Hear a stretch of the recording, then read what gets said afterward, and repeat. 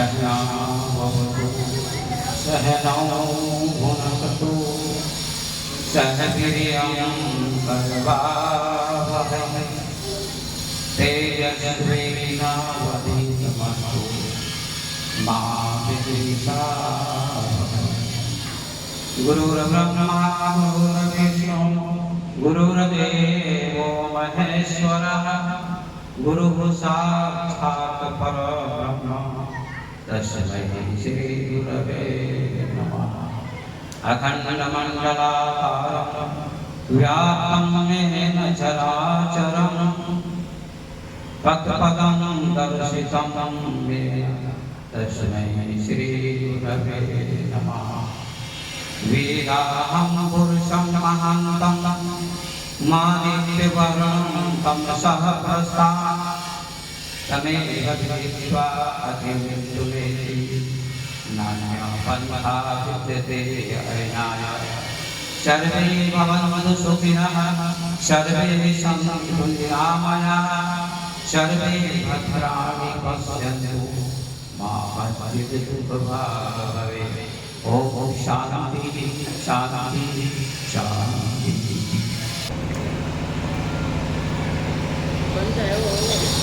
मन मन पर उपस्थित कथा वाचक शास्त्री जी पांडाल में बैठे वे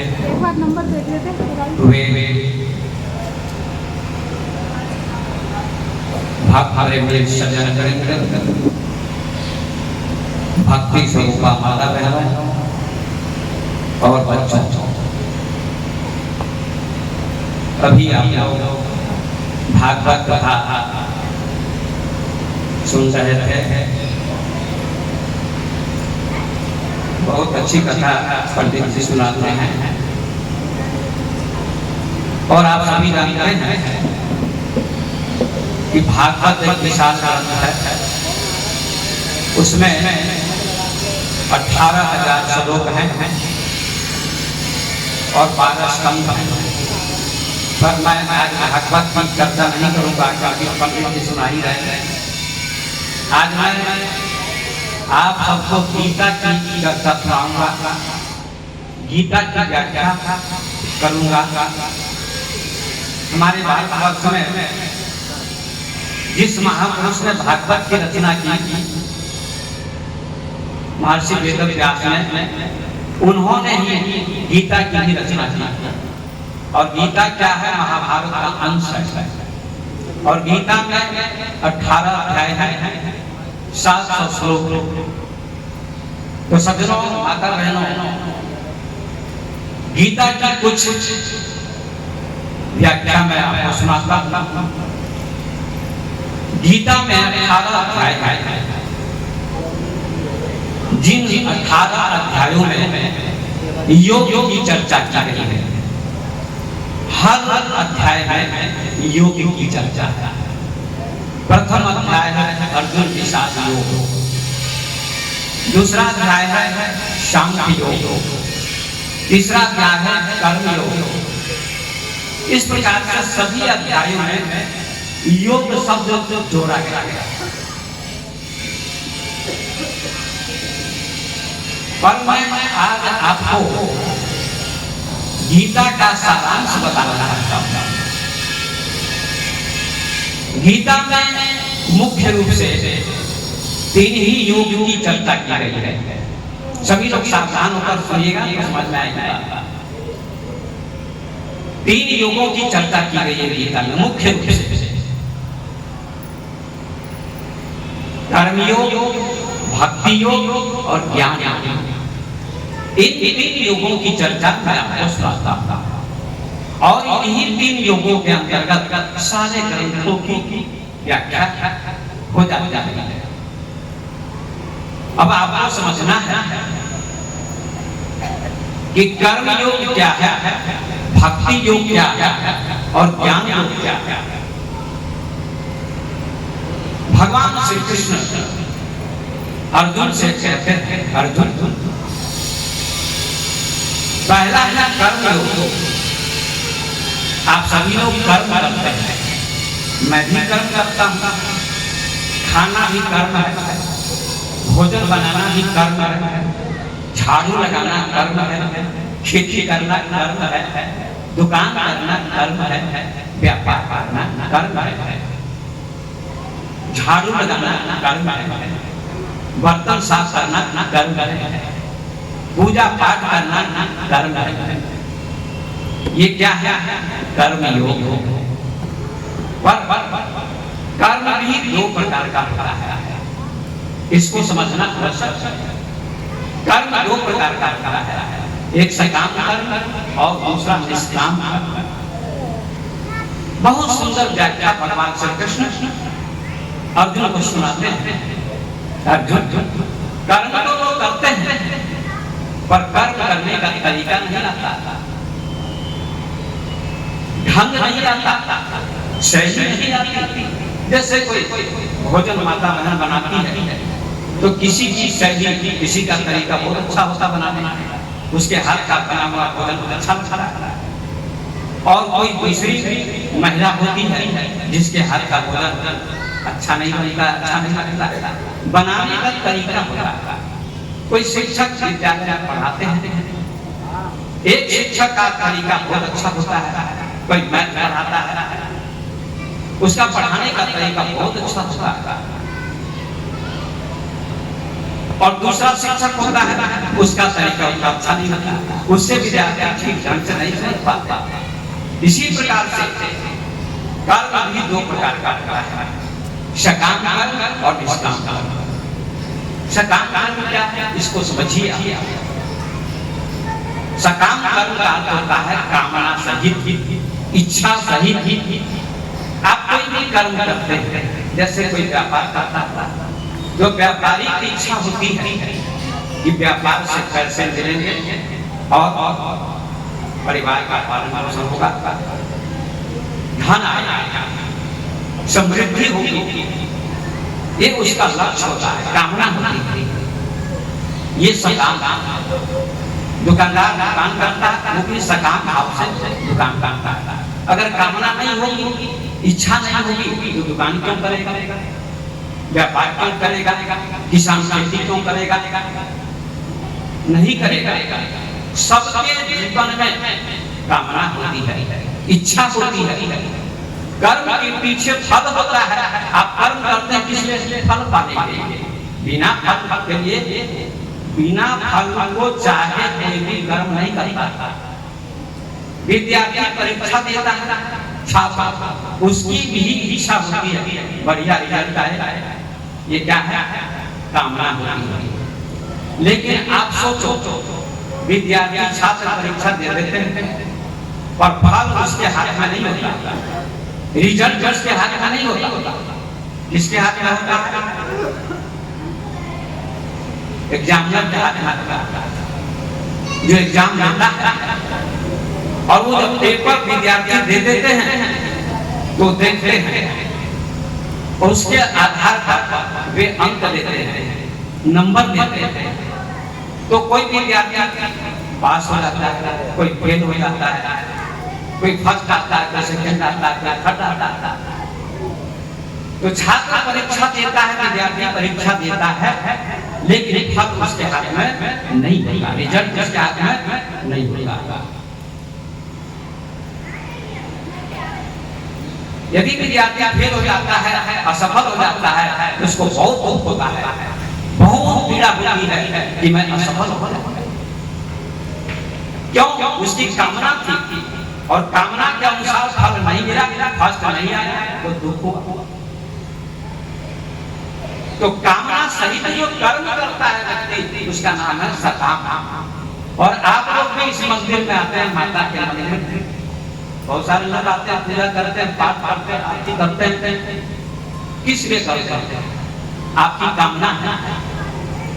आप माता से या भगवान से या गणेश जी से या माता से कोई ना कोई कामना लेकर आते हैं कि हमारी कामना की पूर्ति हो। कोई बेटे की मांग करता है, कोई स्वास्थ्य की मांग करता है, कोई धन की मांग करता है। निष्काम भाव से कोई पूजा नहीं करता, सभी सकाम भाव से पूजा करते हैं, सब कामना। और एक बात कान खोलकर सुन लीजिए, और जब तक आप सकाम भाव से पूजा करेंगे, पाठ करेंगे, तब तक भगवान का दर्शन आपको नहीं मिलेगा, कभी नहीं मिलेगा। पर भगवान का दर्शन कैसे होगा?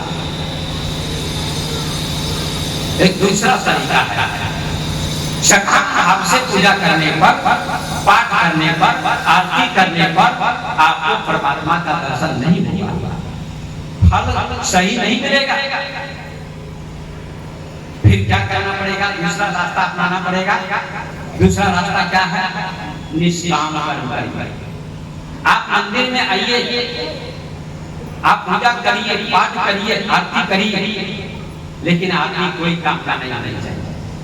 निष्काम, कोई कामना नहीं, तो आपकी कामना पूरी हुई। अगर कामना नहीं है मन में, इच्छा नहीं है कि बेटा मिल जाए, बेटी मिल जाए, धन मिल जाए, स्वास्थ्य मिल जाए, पैसा मिल जाए, इसकी कोई कामना आपके मन में नहीं होनी चाहिए। तो कामना जब नहीं होगी आपके मन में, तो आपकी कामना पूरी हो जाएगी। आपकी कामना पूरी होगी कैसे? छोटा बच्चा, आप सभी जानते हैं, माता पिता गोद में किस बालक को रखते हैं? जरा हाथ उठाकर बोलिए, माता पिता किस बालक को गोद में रखते हैं? बड़े बेटे को या छोटे बेटे को? जो 1 साल का बालक है, 6 महीने का बालक है, उस बालक को माता पिता गोद में रखते हैं। जो 20 साल का है, 50 साल का है, उसको गोद में नहीं लेते माता पिता, क्योंकि बच्चे के मन में अभी कोई कामना नहीं, कोई कामना नहीं है, निष्काम है बच्चा। गोस्वामी तुलसीदास जी ने लिखा है कि भगवान किसको मिलता है, परमात्मा किसको मिलता है? कभी आपने चिंतन किया? बस कथा का एक शब्द जीवन में उतर जाए, आपके जीवन में प्रवचन का, भगवत कथा का, गीता का, किसी भी प्रवचन का एक शब्द जीवन में उतर जाए, आप धारण कर लेंगे, तो आपका जीवन बदल जाएगा, रूपांतरित हो जाएगा और परमात्मा की कृपा होगी। गोस्वामी जी क्या कहते हैं, सुन लेना, बहुत सुंदर बात कहते हैं। परमात्मा किसको मिलता है, किसको गोद में धारण करता है परमात्मा? जैसे माता पिता छोटे बच्चों को गोद में धारण करते हैं, लेते हैं, बड़े बेटे को नहीं। इसी प्रकार से आपको छोटे बच्चे जैसा होना पड़ेगा। गोस्वामी जी ने इसका प्रमाण दिया। क्या दिया? बताइए नहीं, जैसे वो जौ बालक तो तरी बाता, सुन ही मुदित मन पितु और वाता। जौ बालक तो तरी बाता, सुन ही मुदित मन पितु और माता। कितना सुंदर वर्णन किया, उदाहरण देकर समझाने का प्रयास किया गोस्वामी। जैसे छोटा बच्चा कोई होता है, किसी छोटे बच्चे को बोलना नहीं आता, सही कोई बच्चा तुतलाता है, शब्द सही से निकलता नहीं है। तो कभी कभी आपने सुना होगा कि बच्चा क्या बोलता है। यदि रेलवे स्टेशन के किनारे उसका घर है और रेल आती है, ट्रेन आती है, उसकी आवाज होती है, तो बच्चा मम्मी से क्या करता है? मम्मी रेलगाड़ी, रेलगाड़ी। रेलगाड़ी नहीं बोलता, बोलना नहीं आता उसको, रेलगाड़ी। तो माँ को बहुत अच्छा लगता है, पिता को, भाई को, सबको अच्छा लगता है ना? लगता है। वही 20 साल का बेटा कहे मम्मी रेलगाड़ी, तो मम्मी क्या कहेगी? चुप ना रहे, मत बोल, उसकी बात अच्छी नहीं लगेगी, लेकिन छोटे बच्चे की दोगली वाणी अच्छी लगती है। जो बात तो तरी बाता, सुन ही मुदित मन पितु और माता।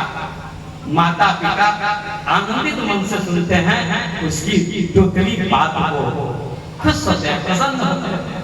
ठीक इसी प्रकार से तुलसीदास जी कहते हैं, यदि तुम छोटे बच्चे की तरह हो जाओ, तुम्हें बोलना भी नहीं आता है और तुम्हारा हृदय शुद्ध है, तुम्हारा मन पवित्र है, तो तुम्हें परमात्मा दर्शन देगा तुम्हें गोद में बिठाएगा।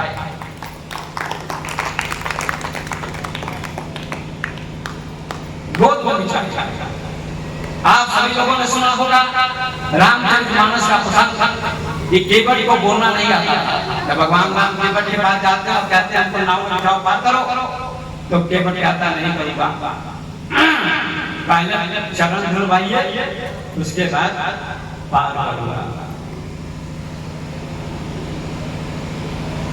मांगी नाव में केवट आना, कहें तुम्हार मरम में जाना। केवट कहता है, भगवान राम ने नाव मांगी तो केवट कहता मैं नाव नहीं लाऊंगा, मैं तुम्हारे मर्म को जानता।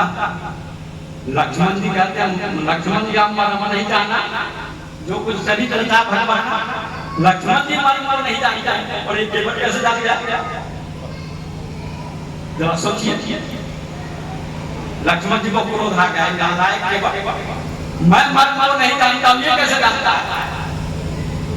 वो मर्म को जानता है कि आपके चरण के स्पर्श से जो पत्थर बनी थी क्या वो नारी बन गई, तो मेरे पास एक काठ की लकड़ी की नाव है, अगर इसमें आप बैठेंगे तो दो नाव हो जाएगी, मतलब नाव नारी हो जाएगी, और दो नारी हो जाएगी, मेरे पास दोनों पत्नियां हो जाएंगी, तो उन पत्नियों का पालन पोषण मैं कैसे करूंगा?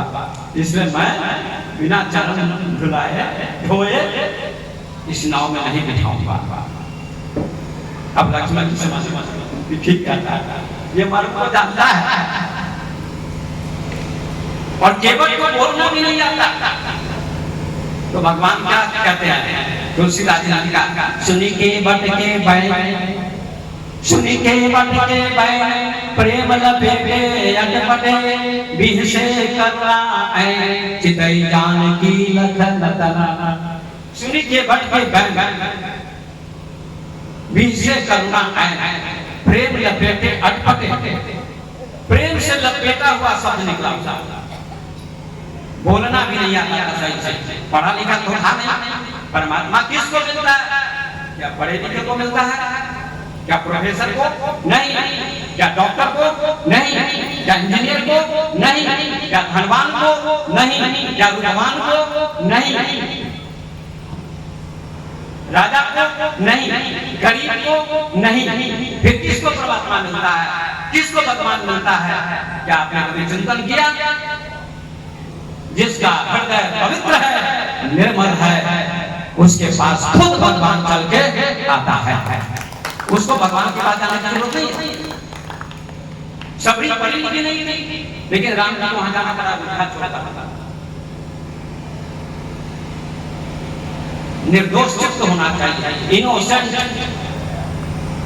ईसा मसीह से किसी ने पूछा, बाइबल ग्रंथ है ईसाई धर्म का, उसमें ईसा मसीह कहते थे जीसस क्राइस्ट कि मेरे प्रभु के राज्य में वही जाएगा, वही प्रवेश करेगा। कौन प्रवेश करेगा? मेरे प्रभु के राज्य में वही प्रवेश करेगा। कौन प्रवेश करेगा? किसी ने पूछा कौन प्रवेश करेगा? ईसा मसीह जीसस क्राइस्ट उनका दूसरा नाम था। वो हमेशा कहते थे कि मेरे प्रभु के राज्य में वही प्रवेश करेगा, वही। किसी ने प्रश्न कर दिया कौन? उसका नाम तो बता दो, कौन प्रवेश करता है?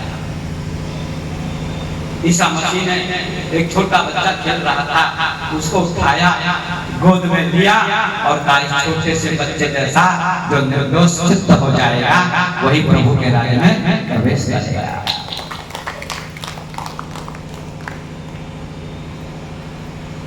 ये क्या है? निष्काम भाव। छोटा बच्चा निष्काम होता है, कोई कामना उसकी नहीं, न उसके मन में अभी पैसे की कामना है, न मकान की कामना है, न सुंदर सुंदर वस्त्रों की कामना है, न जमीन की कामना है, न सोने चांदी की कामना है, किसी चीज की कामना नहीं, न कपड़े की कामना।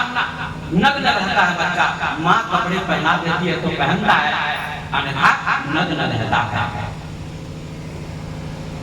ऐसी निर्दोष चित्त की दशा होगी तब परमात्मा की कृपा होगी। निर्मल मन जन सोमय बाबा, मोहि कपट छल छिद्र न भावा। ये गोस्वामी जी ने लिखा। विभीषण जाते हैं राम के पास तो कहते हैं मुझे आप शरण में लेंगे? बिल्कुल। और विभीषण ने सही परिचय दिया कि मैं राक्षस, मैं रावण का भाई, अपना परिचय दे दिया। सही परिचय देना चाहिए। आप कपट मन में मत रखिए। भगवान के पास में लोग आते हैं कपट लेकर आते हैं, प्रार्थना करते हैं, आरती करते हैं और दूसरों के लिए गलत सोचते हैं। हमारा घर सही हो जाए, हमको पैसा मिल जाए, हमारा मकान अच्छा हो जाए, हमारी दुकान अच्छी हो जाए, हमारे बेटे को नौकरी लग जाए, हमारा बेटा प्रोफेसर हो जाए, हमारा बेटा इंजीनियर हो जाए, हमारा बेटा डॉक्टर हो जाए, हमारा बेटा विधायक बन जाए, हमारा बेटा सांसद बन जाए, लेकिन दूसरे का बेटा कुछ न हो। ये क्या है? ये क्या है? गलत भाव आपका है। और इस भाव से परमात्मा की कृपा नहीं होगी। इसलिए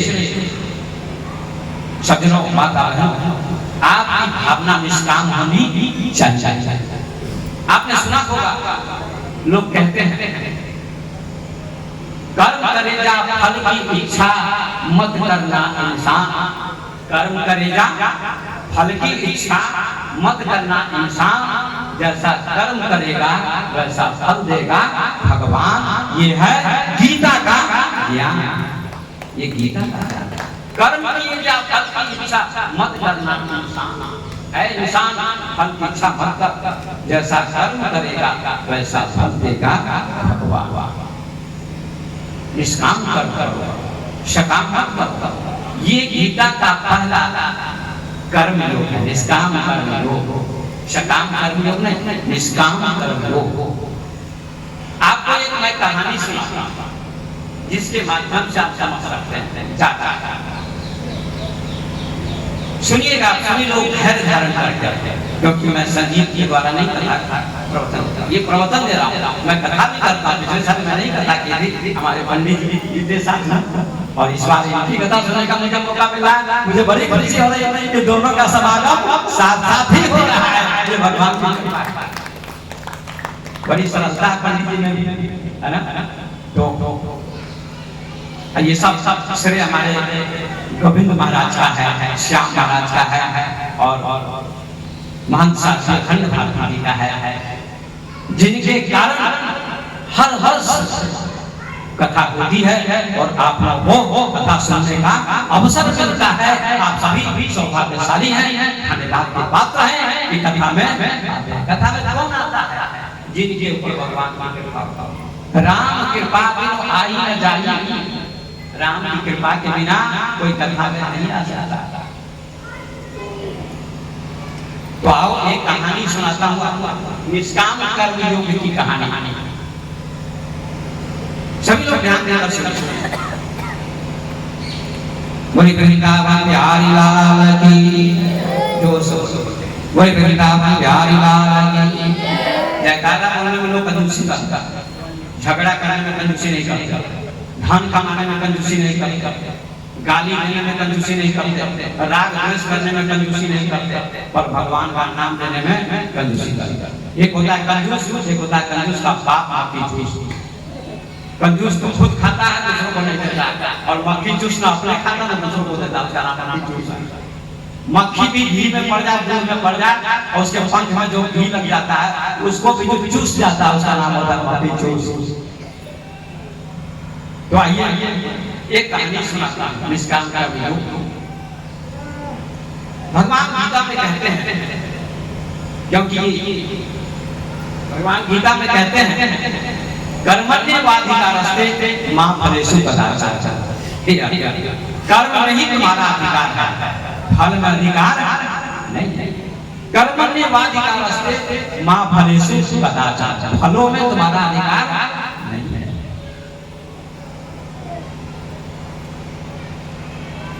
बहुत सुंदर एक कहानी सुनाता जिसके माध्यम से आप समझ सकेंगे कि निष्काम कर्म योग क्या होता है। क्या आप भगवान से बातचीत करना चाहते हैं? आप लोग हाथ उठाइए, कौन बात करना चाहते हैं?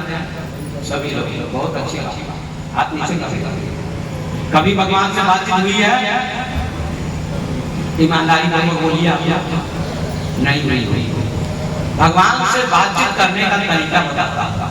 जैसे हमसे बातचीत कर सकते हैं, हम प्रत्यक्ष हैं, पंडित जी प्रत्यक्ष बैठे हुए, हमसे बातचीत कर सकते हैं, कुछ पूछ सकते हैं, बाबा जी, स्वामी जी, हमको ये समझा है, इसका समाधान करें, तो हम करेंगे। ऐसे भगवान से बातचीत कैसे हो सकती है? क्या माध्यम है, क्या तरीका? इसको सुनो। एक किसान था, उसका एक बेटा था, वर्ष का। किसान का बेटा एक दिन किसान से कहता है, क्या कहता है? पिताजी, मैं राजा से बात करना चाहता हूँ, राजा से बात करना चाहता हूँ। उसके पिता कहते हैं, बेटा, राजा बहुत बड़े आदमी होते हैं, राजा से तुम्हारी बातचीत नहीं हो सकती है, क्योंकि तुम छोटे बच्चे हो, 12 वर्ष के बच्चे हो, हम छोटे किसान हैं, तुम हमारे बेटे हो और हमारी पहुंच राजा तक नहीं है, इसलिए तुम्हारी बातचीत राजा से नहीं हो सकती है। तुम ये हट छोड़ दो, ये जिद छोड़ दो।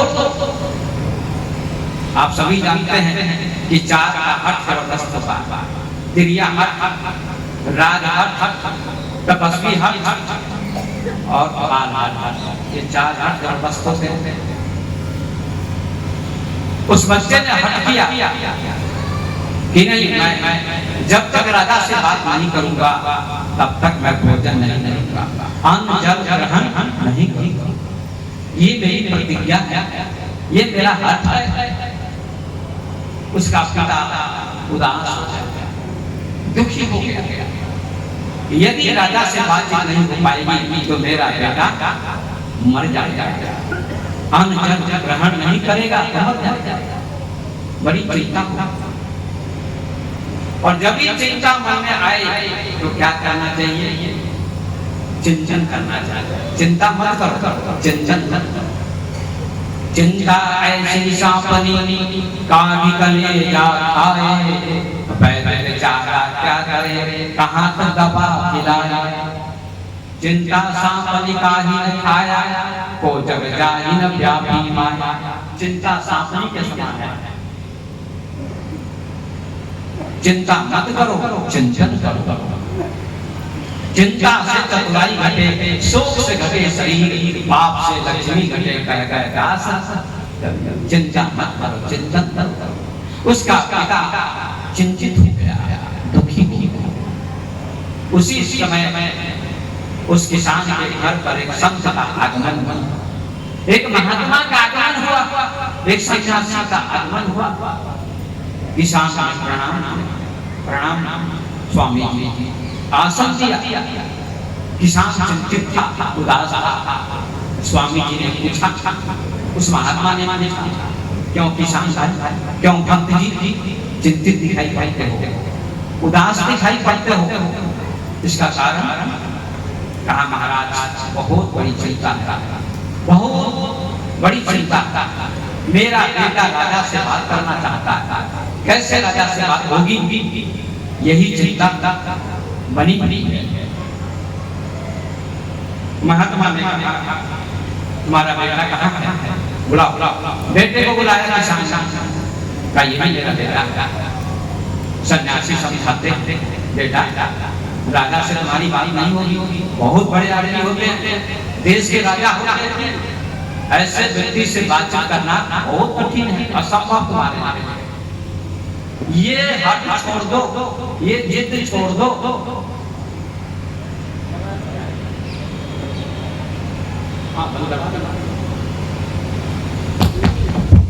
ये हट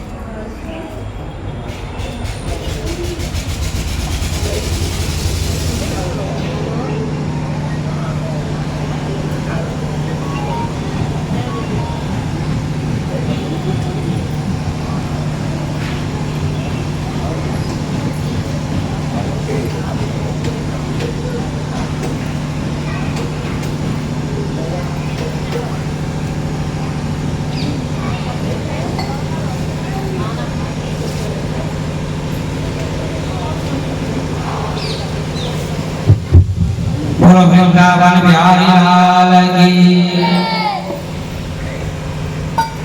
बालक कहता है महात्मा से कि मैं राजा से बात अवश्य करूंगा, जब तक राजा से मेरी बात नहीं होगी तब तक मैं भोजन नहीं करूंगा। अपने प्राणों का त्याग कर सकता हूं लेकिन राजा से बात जरूर करूंगा। महात्मा ने कहा ये मेरा हठी बालक है, कोई न कोई मार्ग निकालना पड़ेगा। जब भी कोई कष्ट आए तुम संत के पास जाओ, ज्ञानी के पास जाओ, मार्ग मिलेगा, रास्ता मिलेगा। उस सन्यासी ने कहा ठीक है बेटा, तुम्हें मैं एक रास्ता बताता हूँ। राजा की एक फैक्ट्री चलती है, उसमें सैकड़ों मजदूर काम करते हैं। तुमको भी उस फैक्ट्री में जाना होगा और काम करना पड़ेगा, ड्यूटी करनी पड़ेगी। ड्यूटी ड्यूटी ही सुंदर है, कर्तव्य का पालन करना चाहिए। जाना होगा, सबसे पहले जाना होगा, सबसे बाद आना होगा। तब राजा से तुम्हारी बातचीत हो सकती है। यही तरीका है, यही एक रास्ता है। उस लड़के को बड़ी प्रसन्नता हुई, खुशी, और खुशी के मारे नाचने लगा। मुझ जैसे बालक को राजा का दर्शन होगा और राजा से बातचीत होगी, अहो भाग्य मेरा, धन्य भाग्य मेरा। सज्जनों, माता बहनों, महात्मा ने मार्ग बताया, रास्ता बताया और आशीर्वाद लेकर चले गए। वह बालक जो केवल 12 वर्ष का था, फैक्ट्री में जाने लगा, कारखाना में जाने लगा। हजारों मजदूर काम कर रहे थे, अपनी अपनी ड्यूटी करते थे और 1 महीना होने पर वेतन सबको मिलता था। इसी प्रकार से बच्चा भी जाने लगा। लेकिन संत ने ये कह दिया उस बच्चे को कि उस फैक्ट्री में तुम जाना, काम करना, पर पैसे मत लेना, भोजन भी मत करना, अपने घर से भोजन करके जाना। और जब वेतन बढ़े, पैसे मिले तो पैसे मत लेना, फ्री काम करना। जब फ्री काम करोगे तो तुम्हारी प्रसिद्धि धीरे धीरे बढ़ने लगेगी, तुम्हारा नाम चारों तरफ फैलने लगेगा। बच्चा ने कहा जो आज्ञा, संत ने आशीर्वाद दिया, संत चले गए। बच्चा रोज वो बालक रोज फैक्ट्री में जाने लगा, प्रतिदिन जाता था फैक्ट्री में, सबसे पहले जाता था और सबसे बाद में आता था। बड़ी अच्छी मेहनत करता था, बहुत अच्छा काम करता था, ईमानदारी पूर्वक काम करता था। और ईमानदारी सबसे अच्छी नीति है। अंग्रेजी में लिखा है honesty is the best policy. ईमानदारी सबसे अच्छी नीति है। ईमानदार बेईमान मत। वह बच्चा ईमानदार संत की आज्ञा के अनुसार काम करता था, सबसे पहले जाता था, सबसे बाद में आता था। और जब 1 महीना हो जाता था तो वहाँ का जो मैनेजर होता था वह वेतन बांटता था, सभी मजदूरों को बुलाकर पैसे देता था। इस बच्चे को भी बुलाया जाता था। जब इस बच्चे को कहा जाता था कि तुम अपना वेतन ले लो, अपनी मजदूरी ले लो, वह बच्चा कहता था नहीं, मुझे मजदूरी की जरूरत नहीं, मुझे पैसे की जरूरत नहीं है। क्यों? का देश हमारा, राजा हमारे, ये फैक्ट्री हमारी है, कोई अपना काम करता तो मजदूरी लेता है? नहीं। क्या आप लोग घर में माताएं भोजन बनाती हैं तो क्या इसके लिए पैसे लेती हैं? नहीं। कोई काम करने वाली आपके घर में आती है, झाड़ू पोछा लगाने वाली, वो पैसे लेती है, पर अपना काम जो करता है तो अपने काम के लिए पैसा नहीं। ठीक इसी प्रकार से वह बच्चा कहता था, वो बालक कहता था, ये देश हमारा, राजा हमारे, फैक्ट्री हमारी, हम इस देश की संतान हैं। राजा पिता के समान होते हैं और प्रजा संतान होती है। तो हम पैसे नहीं लेंगे, सब लोग पैसे लेते थे, लेकिन ये नहीं लेता था। इस प्रकार से धीरे-धीरे उसकी ख्याति बढ़ने लगी, उसकी प्रसिद्धि बढ़ने लगी, उसका नाम चारों तरफ फैलने लगा, पूरी फैक्ट्री में उसका नाम लोग जानने लगे। एक लड़का ऐसा है, ऐसा ईमानदार है, जो काम करता है, समय पर आता है, ड्यूटी करता है, ईमानदारी पूर्वक कर्म करता है, लेकिन पैसे नहीं लेता। कितना अच्छा बात है। इस प्रकार से पूरी फैक्ट्री में उसका नाम फैल गया, उसका प्रचार हो गया और धीरे राजा तक सूचना पहुंच गई कि एक ऐसा बालक है जो काम करता है, ड्यूटी करता है, कर्म करता है, मेहनत करता है, संघर्ष करता है, परिश्रम करता है, परंतु पैसे नहीं लेता, वेतन नहीं लेता, मजदूरी नहीं लेता। राजा के मन में उत्सुकता हुई कि ऐसे बालक को देखना चाहिए। अब सोचो, राजा के मन में उत्सुकता हुई कि ऐसे बालक को देखना चाहिए। अब मैं आपसे पूछता हूँ कि आपके घर में कोई झाड़ू पोछा बर्तन मांजने वाली महिला आती हो और आपसे पैसे न ले, कुछ न ले, फ्री में काम कर दे और चली जाए और आप पैसे देने लगे और वो बोले कि हमको पैसे की जरूरत नहीं है और कभी पैसे नहीं ले, तो आप बहुत खुश होंगे कि नहीं होंगे? बहुत खुश होंगे। फ्री जो सेवा करता है, मुफ्त जो सेवा करता है, उस व्यक्ति से व्यक्ति प्रसन्न होता है, मालिक प्रसन्न होता है। कहते हैं राजा के मन में उत्सुकता हुई इस बालक को देखने की।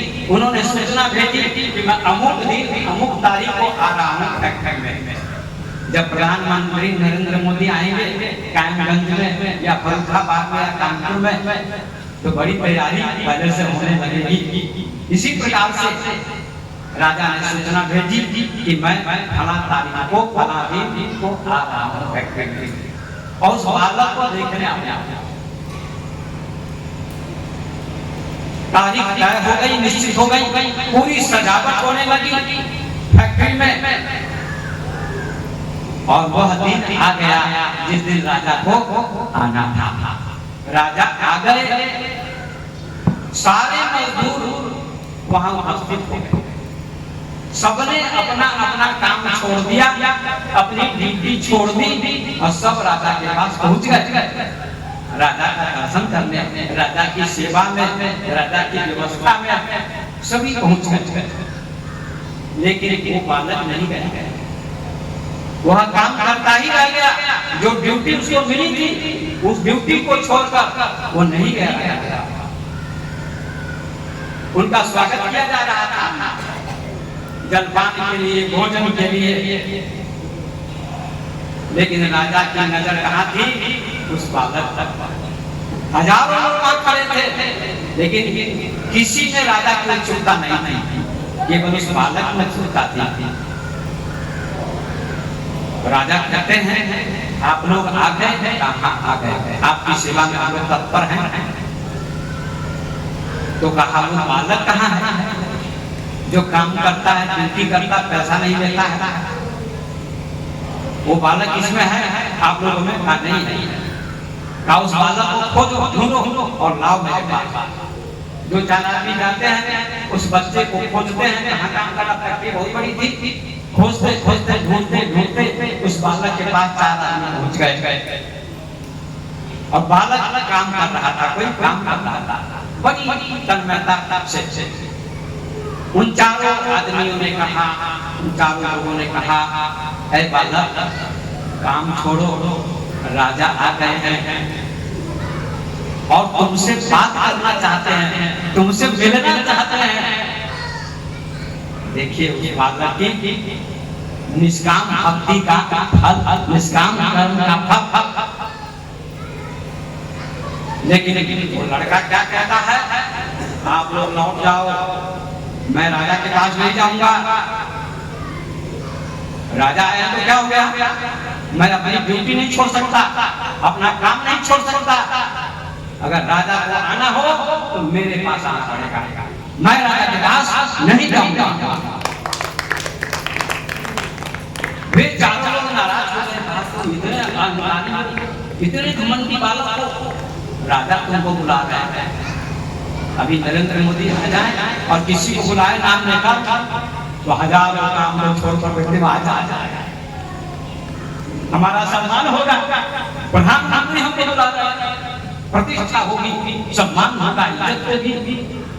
लेकिन वह बालक ऐसा था, निर्भीक, साहसी, ईमानदार और कहता है मैं नहीं जाऊंगा राजा के पास, अगर राजा को आना हो तो मेरे पास आना, मैं नहीं जाऊंगा। वे चारों व्यक्ति चले जाते हैं राजा के पास और राजा से कहते हैं महाराज वह बालक बहुत घमंडी है, बहुत अहंकारी है, उसने कहा है कि मैं नहीं जाऊंगा राजा के पास, यदि राजा को आना हो तो मेरे पास आना होगा। महाराज उस बालक को दंड दीजिए, सजा दीजिए, जेल में डाल दीजिए। वो नालायक लड़का है जो राजा का सम्मान नहीं करता, राजा का आदर नहीं करता। राजा हंसने लगे और उन लोगों से कहते हैं नहीं, वह बालक सजा का पात्र नहीं है, दंड का पात्र नहीं है, वह बालक ईमानदार बालक है, वह बालक सज्जन बालक है, वह बालक मेहनती बालक है, वह बालक परिश्रमशील बालक है। और ऐसा बालक अगर देश में हो जाए, ऐसे लोग हो जाए देश में, तो देश का विकास हो जाएगा। चलो हम चलते हैं, राजा उस बालक के पास जाते हैं, उस लड़के के पास जाते हैं, सारे लोग साथ साथ जाते हैं देखने के लिए। राजा पहुंच गया जहां वो बालक काम करता था, वो लड़का काम करता था, 12 वर्ष का लड़का काम करने में लगा। राजा कहते हैं बेटा मेरी तरफ देखो, काम को छोड़ो, मैं राजा और तुमको दर्शन देने आया, तुमसे बात करने आया।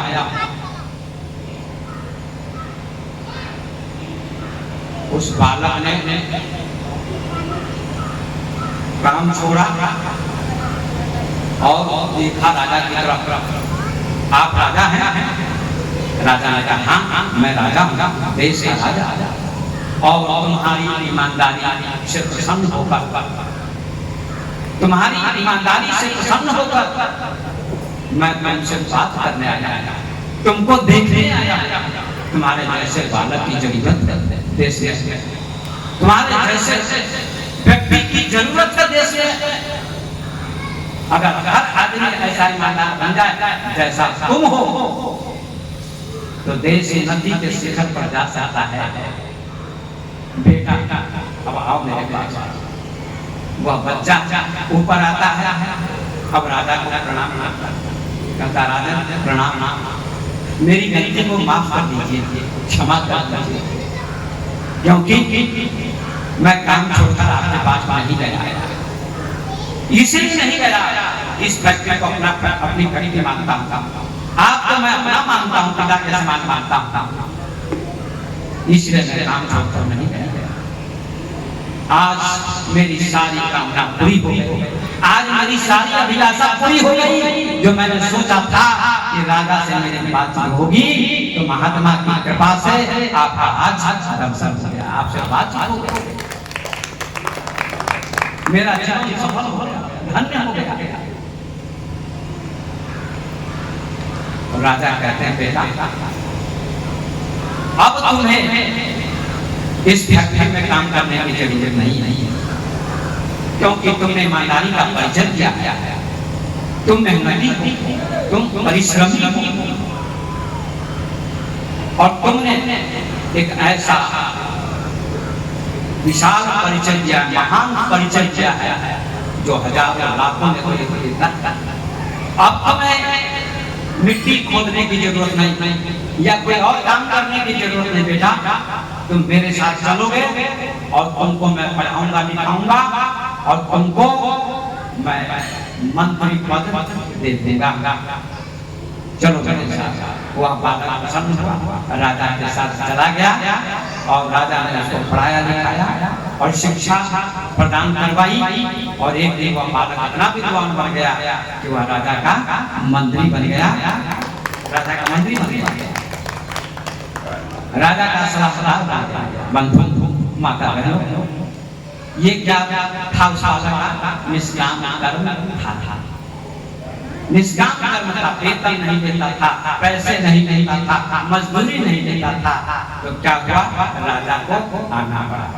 राजा के पास बच्चे को जाना नहीं पड़ा, बल्कि बच्चे के पास राजा को आना पड़ा। ये निष्काम कर्म का फल है। इसलिए भगवान गीता में कहते हैं कर्मण्येवाधिकारस्ते मा फलेषु कदाचन। कर्म करो लेकिन फल की आशा मत करो। बोलो वृंदावन बिहारी लाल की। दूसरी चीज निष्काम कर्म का फल। ऐसे इस कहानी का अर्थ क्या है? इस कहानी से आपको क्या प्रेरणा मिली, क्या शिक्षा मिली, क्या आपने समझा?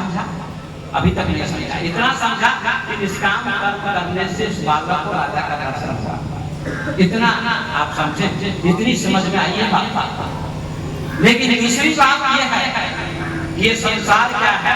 फैक्ट्री है। ये संसार फैक्ट्री के समान है, कारखाना के समान है, और सारे लोग अपना अपना कर्म कर रहे हैं। और राजा कौन है? परमात्मा, भगवान। और यदि आप निष्काम कर्म करेंगे उस बच्चे की तरह, तो परमात्मा खुद चल के आपके पास आएगा और आपको दर्शन देगा। ये इसी परिणाम।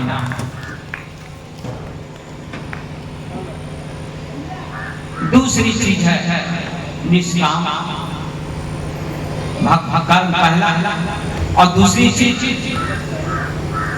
भक्ति योग। ये पहला हुआ कर्म योग और दूसरा भक्ति योग। समय कितना हो गया? 5 बज गए। 5 मिनट 7 मिनट और बोला, 5 मिनट बस विराम दे दूंगा। दूसरा है भक्ति योग। भक्ति योग का अर्थ होता है अपने को समर्पित कर देना भगवान के प्रति, अपने को समर्पित कर देना। आपने वचन सुना होगा कि अब सौंप दिया इस जीवन का सब भार तुम्हारे हाथों में, है जीत तुम्हारे हाथों में और हार तुम्हारे हाथों में। अब सौंप दिया इस जीवन का सब भार तुम्हारे हाथों में।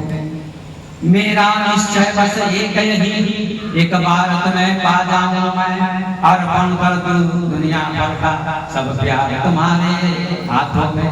अब सौंप दिया इस जीवन का सब भार तुम्हारे हाथों में। ये आपने सुना ही। अब इस भक्ति योग का अर्थ होता है समर्पण की भावना। देखो भगवान गीता के 18वें अध्याय के 66वें श्लोक में कहते हैं, अर्जुन सभी धर्मों को छोड़ दो। अब बहुत सारे धर्म हैं, लेकिन भगवान यहाँ क्या कहते हैं? सभी धर्मों को छोड़ दो। यहाँ किस धर्म की बात करते हैं? बाहरी धर्म की बात नहीं करता।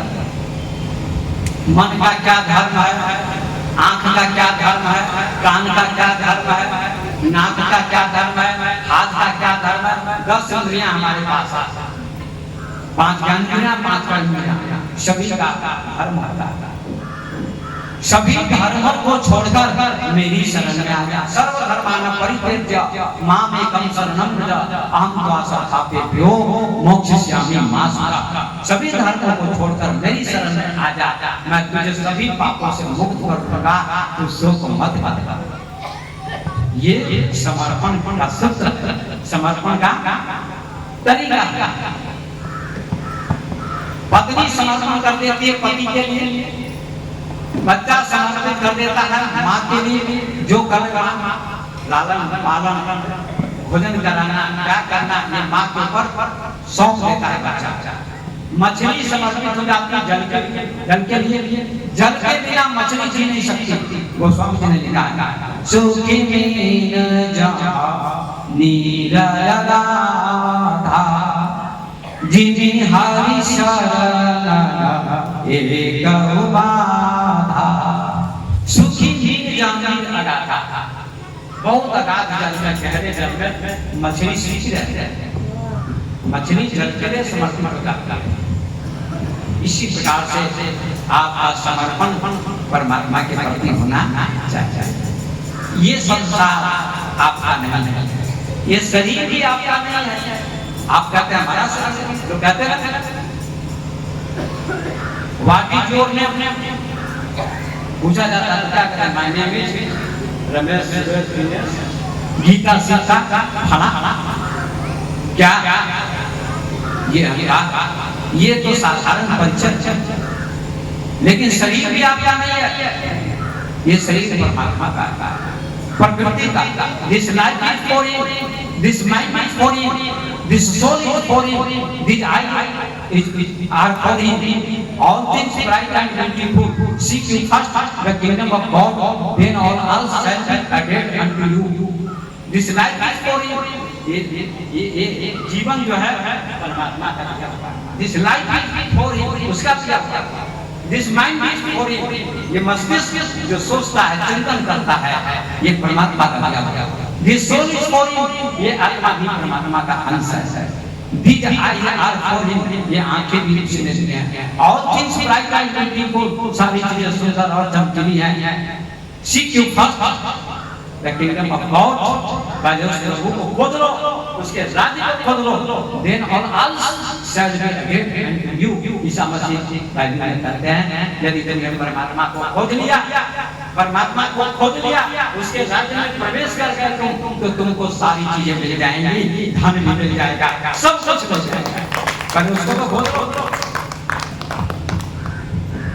तो परमात्मा का सब कुछ है, तुम्हारा है, मेरा खुद में कुछ नहीं। कबीर कहते हैं जो कुछ है सो तो तेरा, तुझको सौंप दे क्या लगा है मोह। मेरा मुझको मेरा पास नहीं निकालता, मेरा मुझ में कुछ नहीं, जो कुछ है सो तेरा, तेरा तुझको सौंप दे क्या लागे है मेरा। ऐसा कुछ गाते हैं, कितना सुंदर गाते हैं। लेकिन आखिर मंदिर में जाते हैं कि सब कुछ आपका परमात्मा। मैं दिल्ली में गया था, दिल्ली में ही मेरे भक्त है, वहाँ गया था पिछले साल, यहाँ से नहीं गया था। तो एक भक्त है हमारे वहाँ ठहरा था मैं एक बेर में, तो बहुत सेवा के और बहुत पहले की बात, और क्या था 20-25 साल। एक भक्त के घर गया, मैंने पूछा किसका घर है, कहा गुरुदेव ये आप ही का घर है। सब कुछ आपका, तन मन सब आपका। मैंने कहा अच्छी बात है, तो आप आपसे निकल जाओ और रजिस्ट्री कर लो मेरे नाम से। उस आदमी को घबराहट, कहा बाबा ये कैसी बात करते हैं, ऐसी बात कीजिए, ये तो ऐसे ही कर दिया है। मैंने कहा अपना डुप्लीकेट भक्त, सही भक्त नहीं हो। अरे मैं रजिस्ट्री थोड़ी करवा दूंगा, मैंने तो तुम्हारी परीक्षा की है। लेकिन तुम खेलो, एक गुरु जी थे, एक भक्त आए, अपने हाथ से भोजन बना के खाते थे, स्वपाकी थे। गुरु जी ने कहा सब्जी बनानी है, उसमें धनिया के पत्ते डालेंगे, सब्जी स्वादिष्ट बनेगी। धनिया खेत में लगा है, कहाँ लगा है, तो जाता हूँ खेत में धनिया के जाके तोड़ूंगा, तुम्हारा खेत कहाँ है, फला जगह चले जाइए। उस बात के खेत में संत जाते हैं, उसे गुरुदेव धनिया के पत्ते तोड़ते हैं। भक्त भी पीछे पीछे जाता है और देखता है कि क्या करते हैं गुरुदेव। गुरुदेव पत्ते तोड़ते हैं धनिया सब्जी में डालने के लिए, चटनी बनाने के लिए। शिष्य कहता है गुरुदेव क्या कर रहे हैं आप पत्ते तोड़ रहा हूँ धनिया की सब्जी में डालूंगा। का ये खेत मेरा है, धनिया के पत्ते मत तोड़ो। कहा तुमने कहा था प्रवचन में कि तन भी आपका, मन भी आपका और धन भी आपका। आप 8वें स्कंद में कथा सुनेंगे पंडित जी से कि बलि ने 3 कदम भूमि दी भगवान को। भगवान ने 3 कदम भूमि मांगी थी अपने कदम से, और 3 कदम भूमि अंत में दान दी है।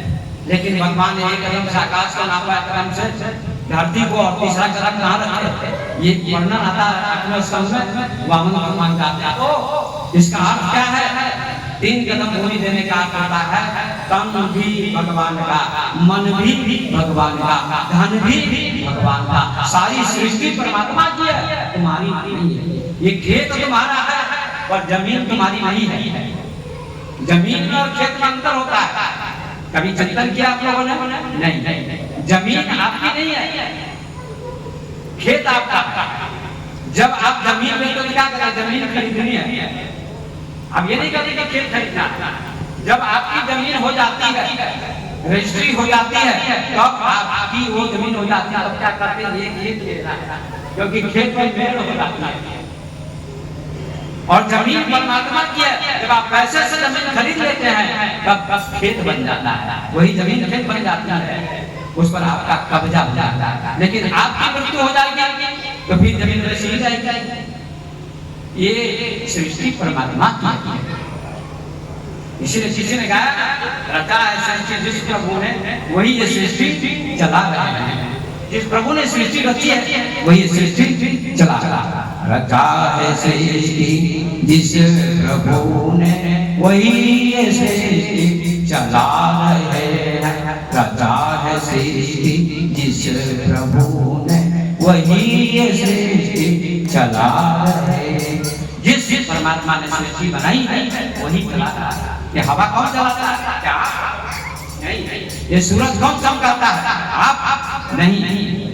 ये पानी कौन देता है, बरसाता है? ऐसा कैसे होती है? क्या आप बरसाते हो? नहीं। सब परमात्मा की कृपा से हो रहा है। आपकी कृपा से सब काम हो रहा है। करते हो तुम कन्हैया, मेरा नाम हो रहा है। आपकी कृपा से सब काम हो रहा है। करते हो कन्हैया, मेरा नाम हो रहा है। सब प्रभु पर है। इसलिए भगवान गीता में कहते हैं कि तुम कर्ता मत बनो, निमित्त मात्र बन जाओ। अर्जुन से भगवान कहते हैं युद्ध के मैदान में, तू कहता है कि मैं भीष्म पितामह को कैसे मारूं, द्रोणाचार्य को कैसे मारूं, कर्ण को कैसे मारूं, फना को कैसे मारूं, तू कौन है मारने वाला? ये सब मरे हुए हैं। निमित्त मात्रम भव शब्द शास्त्र, तू निमित्त मात्र बन जा। सब मरे हुए हैं, तू खड़ा हो जा, मैं तेरे पीछे खड़ा, उठ जा। व्यक्ति को निमित्त मात्र होना है। कर्ता परमात्मा है, आप निमित्त बन जाओ। ये गीता कहती है। अब अपनी वाणी में विराम देता हूं।